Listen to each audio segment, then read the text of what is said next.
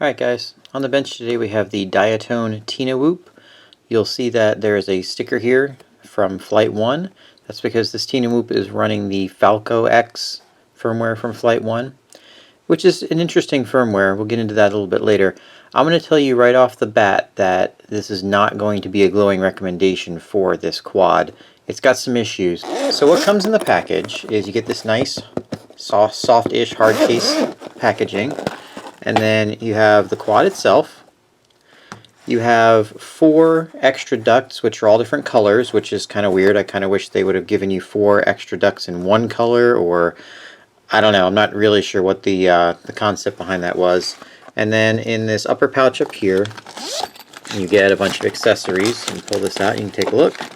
So you get this band here, which is designed for holding a GoPro or something like that.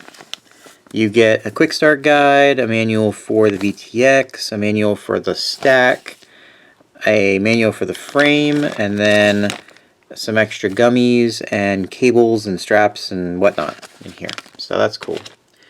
You also get this little 90-degree adapter for connecting to your computer because you can't access the connector inside the quad itself. So that's what you get in the box. Let's take a look at the quad. So this is the FrSky Bind & Fly version. It comes with an FrSky RXSR receiver. It has a Runcam Nano 2. It's got some 1103 motors. I think they're 8500 kV. This is the Diatone all-in-one flight controller ESC whoop board thingy. It comes with these props. They didn't come on the quad. I already put them on here. All right, the frame and the hoops are very nice, very stiff, feel like they're really good quality. I think this frame is a really nice frame.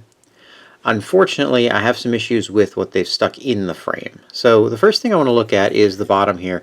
This isn't maybe a huge deal, but the bottom of this flight controller has this little flap of TPU on it here, and that is all that protects your flight controller, your $50 flight controller, from impacts into the ground and rocks, things like that. I mean, this is the bottom of the quad, and there's nothing protecting this basically, so not really thrilled about that.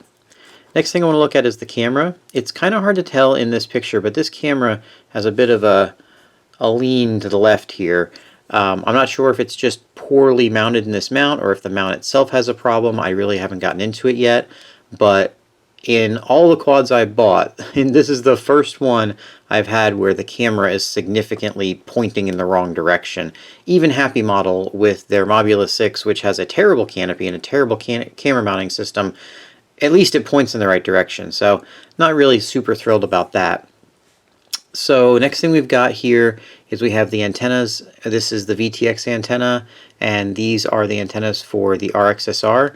You can take these antennas and kind of bend them out like this, and this isn't the best way to have these antennas mounted, but I guess it'll work.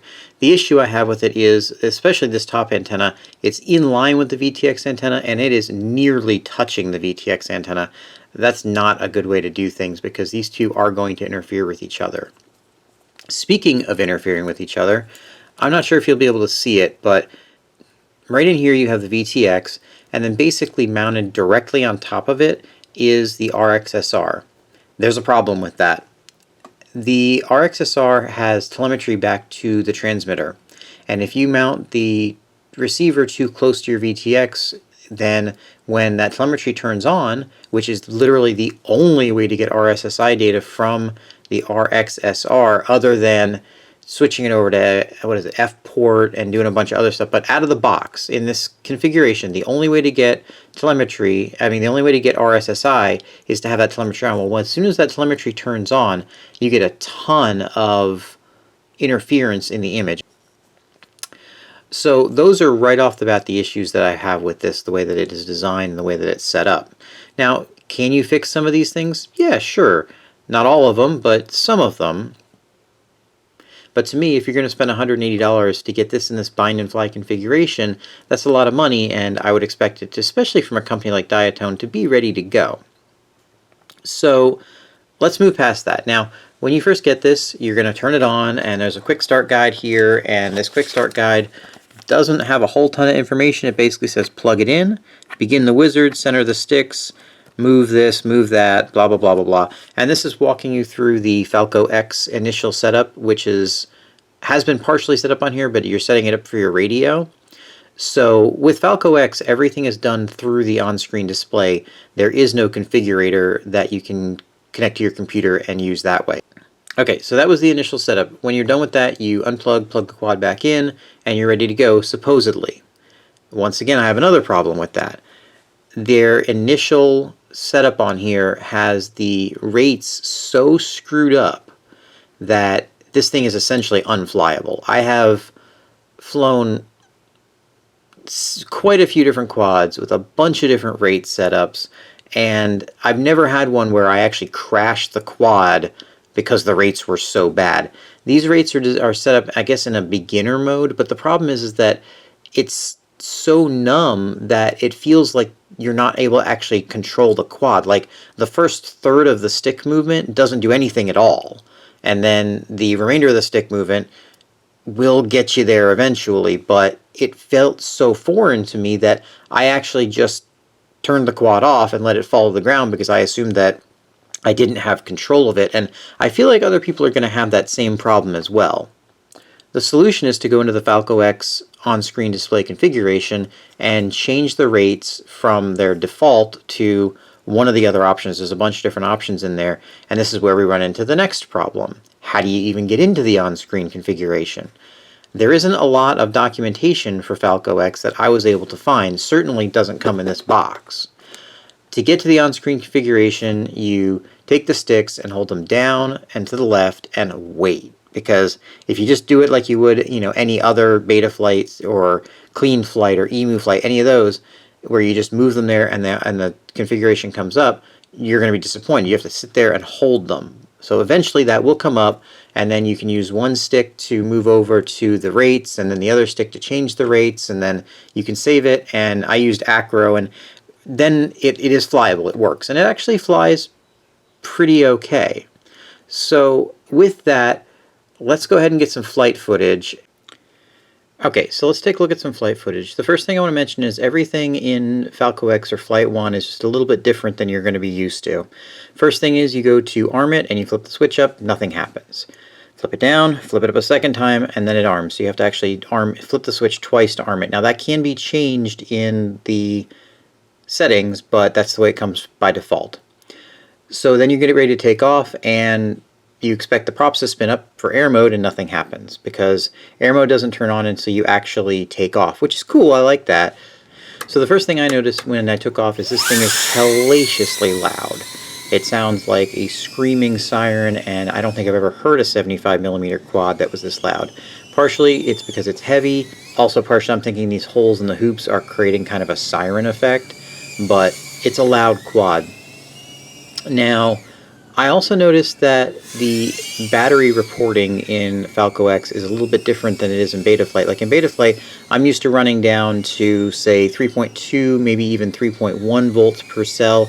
I like to keep it around 3.2, and then when I land, it'll bounce back up to 3.7 volts per cell.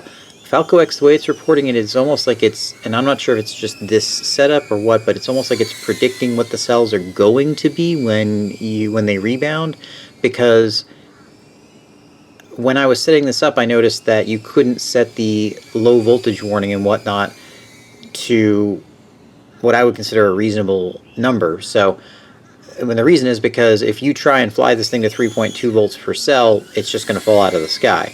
Around 3.5 is where you really need to be landing with this, in my experience. Now, granted, my experience is fairly limited and only to this quad, so it might be different in other setups. Flight time, I don't know. I got a couple of minutes in 2S. I was running a 2S 450. I tried 3S. To me, I don't think this is a very good 3S quad, not with the out-of-the-box setup. It seems like when you're under a high amount of throttle, it's not very happy. The motors get pretty hot pretty quick. Like after like a minute of flying, you can put your fingers on the screws and they are hot, and to me that's too hot. I don't like letting my motors get that hot. Now with some tuning in Falco X, you might be able to fly 3S better than it comes out of the box, but I always like to talk about the out-of-the-box experience because that's what you're going to get, and not everybody wants to go through and do a bunch of tuning and make a bunch of mods when they spend $180 for a quad. Another thing I wanted to mention is if you are going in and doing a bunch of settings changes in Falco X, don't forget that your VTX is sitting there cooking at whatever power output you have it set to. So you need to get this thing on a fan or something like that if you're going to be doing more than just a couple of small settings changes. Otherwise, you risk burning up your VTX, depending on which VTX it is. I think that the frame is cool. I believe that it has a lot of potential, but I don't necessarily think that this is the right motor choice for 2 and 3S. I don't know, honestly, if in this motor size there is a great motor choice for both 2 and 3S. I think you kind of have to pick one and be happy with it. I think that this is basically set up as a 2S quad. It has enough power at 2S, and I think maybe with a bigger 2S LiPo, you'd get more flight time. This is just, to 2S 450 is just what I ran because that's what I tend to try and run in everything that's around this size, and that's 2S. It is a heavy quad.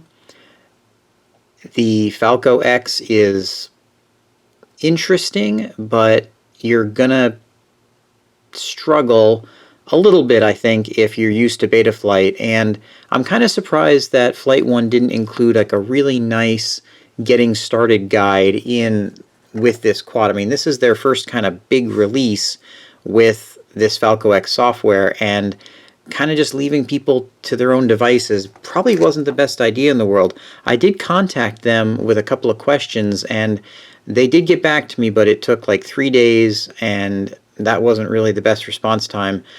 On their Facebook group, I was able to get some answers a lot quicker, but contacting them directly, I really had struggled on that.